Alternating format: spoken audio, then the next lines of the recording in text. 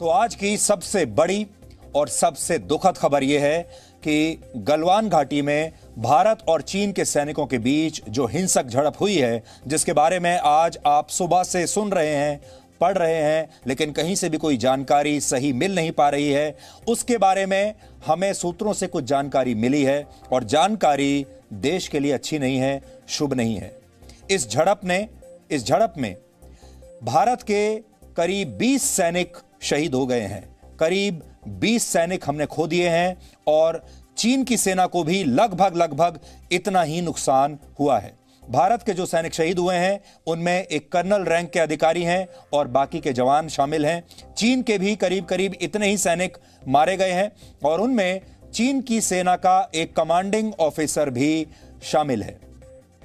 भारत में भारतीय सेना की तरफ से जो संख्या है वो लगभग 20 लोगों की है जो हमने खो दिए इस झड़प में, और चीन की सेना का एग्जैक्टली कितना नुकसान हुआ है यह पता लगाने का अभी तक हमारे पास कोई जरिया वैसे है नहीं, क्योंकि चीन की सेना और चीन की सरकार कभी भी सही संख्या दुनिया को नहीं बताएगी। लेकिन जो अंदाजा वहां से आ रहा है उसके मुताबिक यह है कि चीन की सेना के भी लगभग इतने ही लोग इस झड़प में मारे गए हैं। थोड़ी देर में हम आपको इन शहीदों के घर भी लेकर चलेंगे और आपको बताएंगे कि इनके परिवारों पर इस समय क्या गुजर रही है, और अगर आप चाहें तो आप इन्हें श्रद्धांजलि भी दे सकते हैं हमारे साथ। लेकिन सूत्रों ने जो हमें बताया है, पहले आप उस घटनाक्रम के बारे में जान लीजिए जिसकी वजह से भारत और चीन के रिश्ते अब तक 1962 के बाद से अब सबसे खराब दौर में पहुंच गए हैं। 1962 में ऐसा दौर आया था और उसके बाद मैं ये कहूंगा कि आज जो दौर आया है ये भारत और चीन के इतिहास का सबसे खतरनाक और सबसे खराब दौर है 1962 के युद्ध के बाद। ये सारी खबर हमें सूत्रों के हवाले से मिल रही है और हो सकता है कि आने वाले कुछ घंटों में या दिनों में इनकी आपको भी पुष्टि हो जाए। लेकिन जो हम आपको बता रहे हैं उसके मुताबिक ये अभूतपूर्व स्थिति है इस समय, और आप इसकी गंभीरता को समझिए।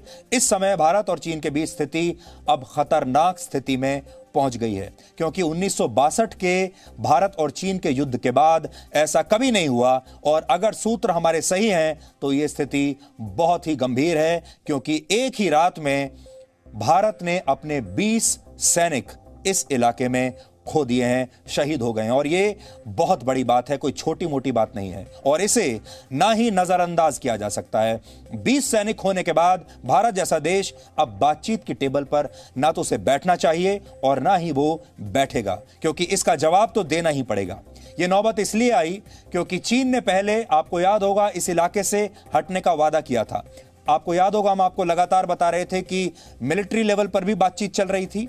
आपको याद होगा हमारे लेफ्टिनेंट जनरल लेवल पर बात हुई थी, दोनों सेनाओं के बीच में बैठकें हुई, और डिप्लोमेटिक लेवल पर भी सरकारों के बीच भी बातचीत चल रही थी, और दोनों पक्ष इस बात पर तैयार हो गए थे कि डी एस्केलेशन होगा और दोनों ही पक्ष अपनी अपनी सेनाओं को वहां से धीरे धीरे हटाएंगे। और उन्होंने ये कहा था कि ये काम बहुत जल्दी शुरू हो जाएगा।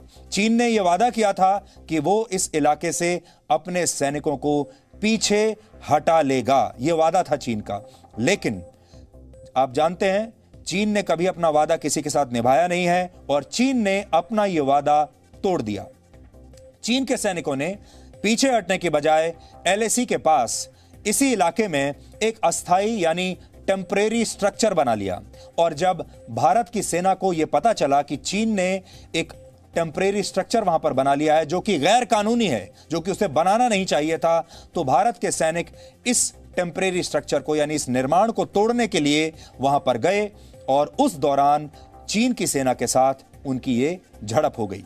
जिस इलाके में चीन ने यह निर्माण किया था उस इलाके तक चीन की सेना बहुत आसानी से पहुंच सकती है, क्योंकि उन्होंने वहां पर सड़क बना रखी है। उनकी जो पहुंच है वो काफी आसान है उस इलाके तक पहुंचने के लिए, जबकि भारत के सैनिकों को वहां पहुंचने में काफी मशक्कत करनी पड़ती है, और भारत के सैनिकों को अगर वहां तक जाना है तो गलवान नदी को पार करके वहां तक पहुंचना होता है। यह इलाका ऐसा है जहां काफी जो टेरेन है वो बहुत मुश्किल है, और फिसलने का और नीचे गिरने का डर वहां पर अक्सर बना रहता है।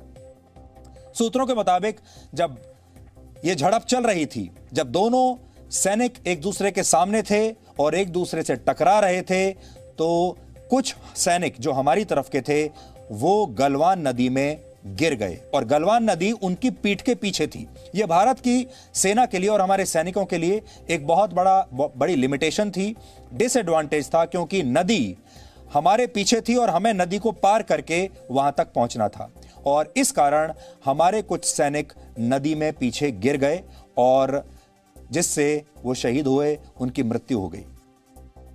सूत्रों का यह कहना है कि चीन की सेना को भी लगभग इतना ही नुकसान हुआ है और चीन का भी एक कमांडिंग ऑफिसर इस दौरान मारा गया है। लेकिन जैसा हम आपको लगातार पहले बता रहे हैं कि चीन एक ऐसा देश है जो कभी भी सच नहीं कहता, हमेशा झूठ बोलता है, अपने फरेब के लिए, अपने धोखे के लिए जाना जाता है। इसलिए चीन की सेना की एग्जैक्ट संख्या क्या है यह पता करना बहुत मुश्किल है, यह भारत के लिए भी पता करना बहुत मुश्किल है। लेकिन अभी जो सूत्र बता रहे हैं वो ये है कि उनके भी लगभग 20 से 30 लोग ही इस दौरान मारे गए हैं, जिनमें एक कमांडिंग ऑफिसर है। भारत की सेना और भारत की सरकार इस घटना को लेकर बहुत क्रोधित है और बहुत गंभीर भी है। इसीलिए दिन भर आज बैठकें चलती रहीं, क्या क्या आज हुआ है ये भी हम आपको बताएंगे।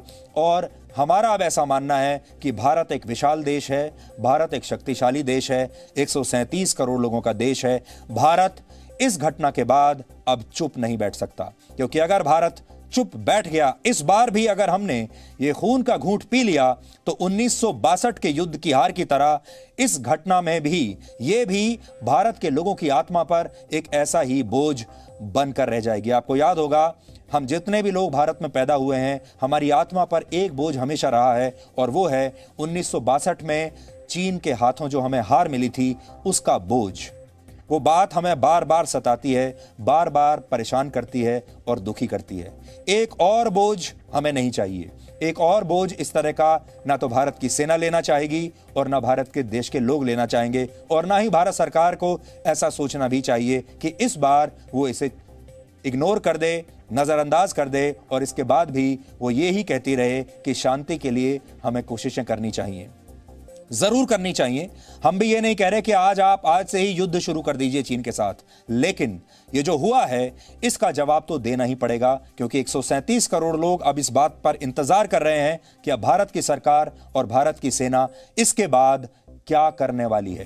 क्या सिर्फ दोनों देशों के विदेश मंत्रालय स्टेटमेंट जारी करते रहेंगे, स्टेटमेंट में मीठी मीठी बातें करते रहेंगे, उन स्टेटमेंट्स में यह कहते रहेंगे कि बातचीत के जरिए इस मामले को सुलझाने की कोशिशें की जा रही हैं? क्या यही कहते रहेंगे कि दोनों देशों के बीच लोग मिल रहे हैं, बातचीत कर रहे हैं, कंफ्यूजन को दूर कर रहे हैं, या इसके अलावा और कुछ भी होगा? जो 20 लोग हमारे मारे गए हैं उनका हिसाब अब ये देश मांगना शुरू कर देगा इस वक्त से, क्योंकि अभी तक तो देश को पता नहीं था। लेकिन आज हम सबसे पहले आपके सामने आए हैं ये आपको ये बताने के लिए कि संख्या 20 है, छोटी मोटी संख्या नहीं होती 20। इस मामले में भारत के विदेश मंत्रालय ने आज शाम को एक बयान दिया है। विदेश मंत्रालय ने कहा है कि जैसी सहमति बनी थी दोनों देशों के बीच, उस तरह से भारत को उम्मीद थी कि यह मामला सुलझ जाएगा। लेकिन गलवान घाटी में चीन ने LAC के बारे में बनी सहमति का सम्मान नहीं किया। 15 जून की रात को जो घटना हुई वो चीन की वजह से हुई है, क्योंकि चीन LAC की स्थितियों में एक तरफा बदलाव करने की कोशिश कर रहा है और अगर चीन चाहता तो इस स्थिति को अवॉइड किया जा सकता था। विदेश मंत्रालय का कहना है कि दोनों पक्षों को जो नुकसान हुआ है उसे टाला जा सकता था। भारत का पक्ष बिल्कुल स्पष्ट है कि सीमा पर भारत की जो भी गतिविधियां इस समय चल रही हैं वो LAC के अंदर अपनी ही सीमा पर रहकर चल रही हैं। भारत अपने ही इलाके में जो कुछ कर रहा है वो अपने इलाके में कर रहा है और भारत को चीन से भी ऐसी ही उम्मीद थी कि चीन भी अपने आप को अपनी सीमा के पीछे रखेगा।